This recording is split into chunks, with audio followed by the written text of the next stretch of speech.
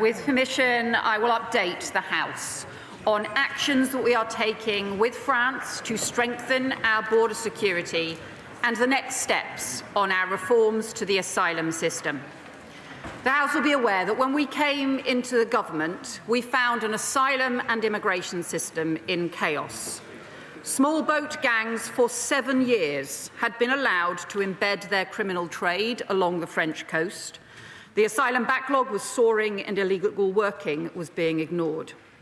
The previous government had lost control of the system and, as a result, opened many hundreds of asylum hotels across the country, while returns were a third lower than in 2010. And before leaving office, they deliberately cut asylum decision-making by 70%, leaving a steeply rising backlog behind. It is little wonder that people right across the country lost confidence in the system and demanded to know why they were paying the price of a system that was so out of control. But that does not mean that people rejected the long and proud history of Britain doing our bit to help those fleeing persecution or conflict, including in the past decade families from Ukraine, Syria and Hong Kong. Because it is the British way to do our bit alongside other countries to help those who need sanctuary, but the system has to be controlled and managed based on fair and properly enforced rules, not chaos and exploitation driven by criminal smuggler gangs. And it is exactly because of our important tradition that substantial reforms are needed now. In our first year in government, we've taken immediate action, laying the foundations for more fundamental reform. We have restored asylum decision-making and then rapidly increased the rate of decisions. Had we continued with the previous government's freeze on asylum decisions, thousands more people would have been in hotels and asylum accommodation by now. Instead, we removed 35,000 people with no right to be here, including a 28% increase in returns of failed asylum seekers and a 14% increase in removals of foreign criminals.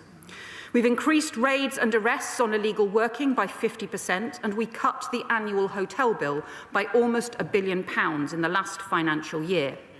We are rolling out digital ID and biometric kits so immigration enforcement can check on the spot whether someone has a right to work or a right to be in the UK.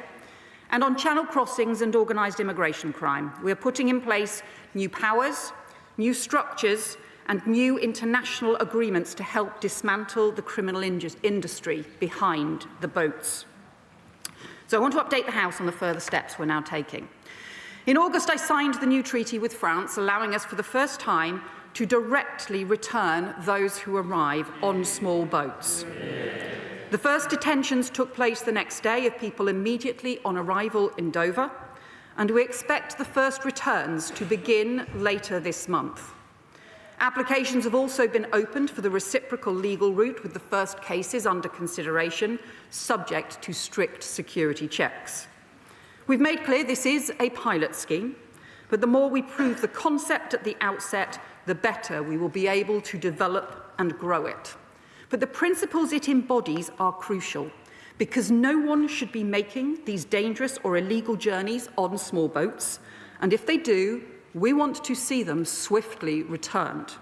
But in return, we believe in doing our bit alongside other countries to help those who have fled persecution through managed and controlled legal programmes.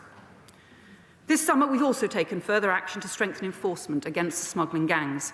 France has reviewed its maritime approach to allow for the interception of taxi boats in French waters, and we will continue to work with them to implement this change as soon as possible. In the last year, the National Crime Agency has led 347 disruptions of immigration crime networks, their highest level on record, and a 40% increase in a year. Over the summer, we announced a £100 million uplift in funding for border security and up to 300 more personnel in the National Crime Agency focusing on targeting the smuggler gangs. And the Border Security Bill will give them stronger powers, counter-terrorism powers against smuggler gangs, powers to seize and download mobile phones of small boat arrivals, and the power to ban sex offenders from the asylum system altogether. Mr. Speaker, if opposition parties work with us to speed passage through the other place instead of opposing the bill, those powers could be in place within months, making our country safer and more secure. Let me turn now to the major reforms that are needed to fix the broken asylum system that we inherited. Although we have increased decision-making and increased returns, the overall system remains sclerotic, outdated and unfair. So as we committed in the Immigration White Paper, we will shortly set out more radical reforms to modernise the asylum system and to boost our border security, tackling the pull factors, strengthening enforcement, making sure people are treated fairly, reforming the way that the ECHR is interpreted here at home, speeding up the system, cutting numbers and ending the use of hotels, and developing controlled and managed routes for genuine refugees. At the heart of these reforms will be a complete overhaul of the appeals system, the biggest obstacle to reducing the size of the asylum system and to ending hotel use. Because tens of thousands of people in asylum accommodation are currently waiting for appeals, and under the current system that figure is to grow, with an average wait time already of 54 weeks.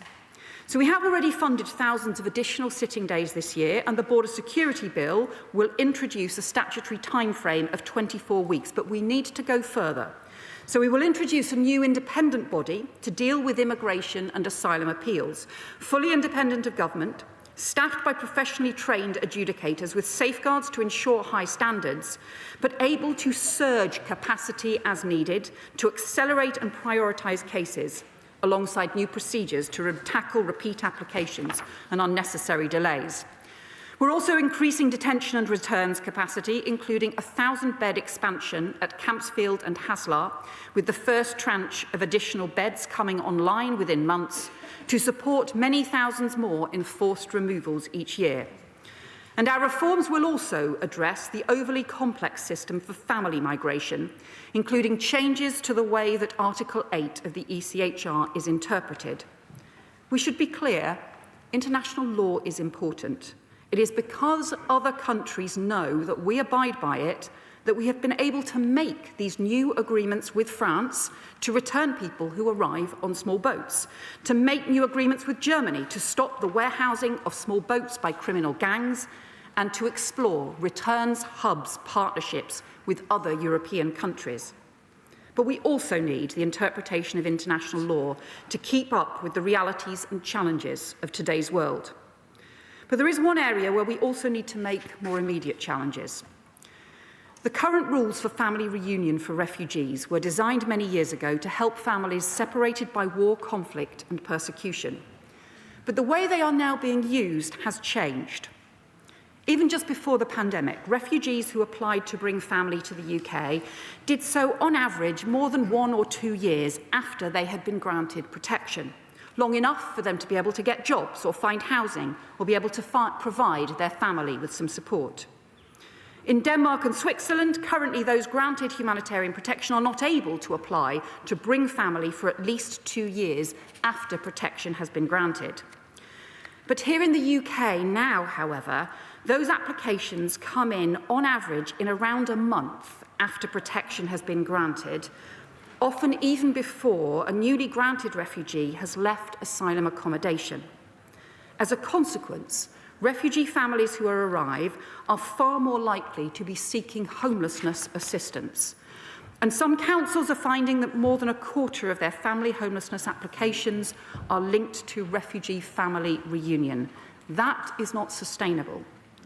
Currently, there are also no conditions on family reunion for refugee sponsors, unlike those in place if the sponsor is a British citizen or a long-term UK resident, and that is not fair.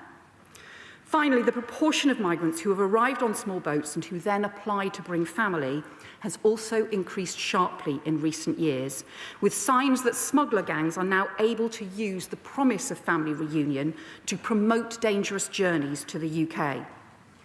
Mr. Speaker, we continue to believe that families staying together is important, and it's why we will seek to prioritise family groups among the applicants to come to Britain under our new deal with France. But reforms are needed. So in our asylum policy statement later this year, we will set out a new system for family migration, including looking at contribution requirements, longer periods before newly granted refugees can apply, and dedicated controlled arrangements for unaccompanied children and for those fleeing persecution who have family in the UK. And we aim to have some of those changes in place for the spring. But in the meantime, we do need to address the immediate pressures on local authorities and the risks from criminal gangs using family reunion as a pull factor to encourage more people onto dangerous boats. Therefore, we are bringing forward new immigration rules this week to temporarily suspend new applications under the existing dedicated refugee family reunion route. Until the new framework is introduced, refugees will be covered by the same family migration rules and conditions as everyone else. Mr. Speaker, let me turn next to the action we're taking to ensure that every asylum hotel will be closed for good under this government. Not just by shifting individuals from hotels to other sites, but by driving down the numbers in supported accommodation overall. And not in a chaotic way through piecemeal court judgments, but through a controlled, managed and orderly programme, driving down inflow into the asylum system, clearing the appeals backlog, which is crucial, and continuing to increase returns. Within the asylum estate, we are reconfiguring sites, increasing room sharing, tightening the test for accommodation and working at pace to identify alternative, cheaper and more appropriate accommodation with other government departments and with local authorities.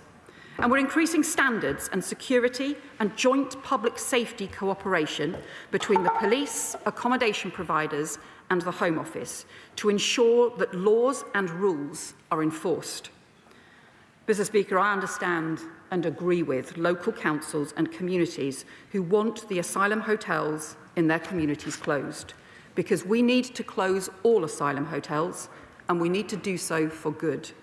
But that must be done in a controlled and orderly manner and not through a return to the previous government's chaos that led to the opening of hotels in the first place. Finally, Mr. Speaker, let me update the House on the continued legal and controlled support that we will provide for those facing conflict and persecution. We will continue to do our bit to support Ukraine, extending the Ukraine Permission Extension Scheme by a further 24 months, with further details to be set out in due course. We're also taking immediate action to rescue children who have been seriously injured in the horrendous onslaught on civilians in Gaza so they can get the health treatment they need. And the Foreign Secretary will update the House shortly on the progress to get those children out. I can confirm that the Home Office has put in place systems to issue expedited visas with biometric checks conducted prior to arrival for children and their immediate accompanying family members. And we have done the same for all the Chevening scholars and are in the process of doing so now for the next group of students from Gaza who have been awarded fully funded scholarships and places at UK universities so they can start their studies in autumn this year. And later this year, we will set out plans to establish a permanent framework for refugee students to come study in the UK so we can help more talented young people fleeing war and persecution to find a better future, alongside capped and managed ways for refugees to work here in the UK. Mr. Speaker, this government is determined to fix every aspect of the broken system we inherited and to restore the confidence of the British people. Solving problems, not exploiting them. A serious and comprehensive plan, not fantasy claims based on sums that don't add up or gimmicks that failed in the past.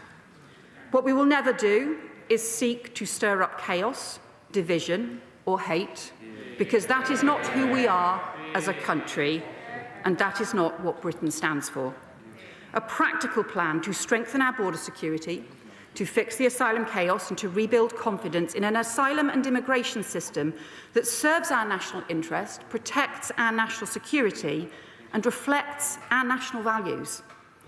Because when we wave the Union flag, when we wave the St George's flag, when we sing God Save the King and celebrate everything that is great about Britain and about our country.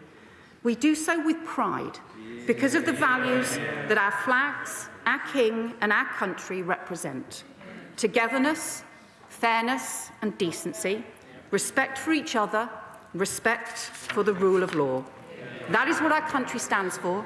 That is the British way to fix the problems we face, and I commend this statement to the House.